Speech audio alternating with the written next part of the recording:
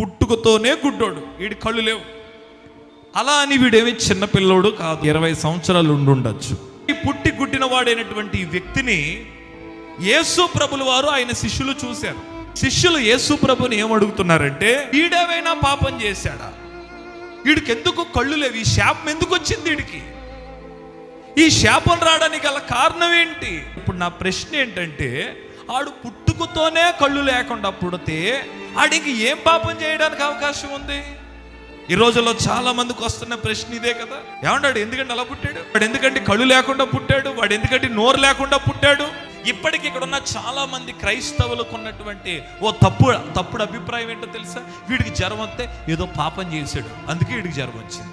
నేను చాలా స్పష్టంగా చెప్తున్నాను, కొన్ని రోగాలు మనం చేసే తప్పిదాల వల్ల వస్తాయి. రోగాలు సాతాను మనపై చేసే దాడుల వల్ల వస్తాయి. కొన్ని రోగాలు దేవుని మహిమ కొరకే వస్తాయి. ఇది ఎలా తెలుస్తుంది అంటే, మన మనస్సాక్షిని మనం ప్రశ్నిస్తున్నప్పుడే మనకి తెలిసిపోతుంది. దీనికి కొన్ని మతాల వారు ఏం నమ్ముతారంటే, మనకి కొన్ని జన్మలు ఉన్నాయి, ఈ జన్మలో మంచి చేస్తే వచ్చే జన్మలో మంచిగా పుడతామని, ఈ జన్మలో మంచి చేయకపోతే వచ్చే జన్మలో ఏ పిల్లిగానో ఏ పశువుగానో పుడతామని. ఇలాంటి మాటలు మీరు ఎప్పుడైనా విన్నారా? నేను మిమ్మల్ని ఒక మాట అడుగుతున్నాను, చెప్పండి, మనకి బైబిల్ ప్రకారం జన్మలు ఉన్నాయా? మనకి జన్మ ఉంది.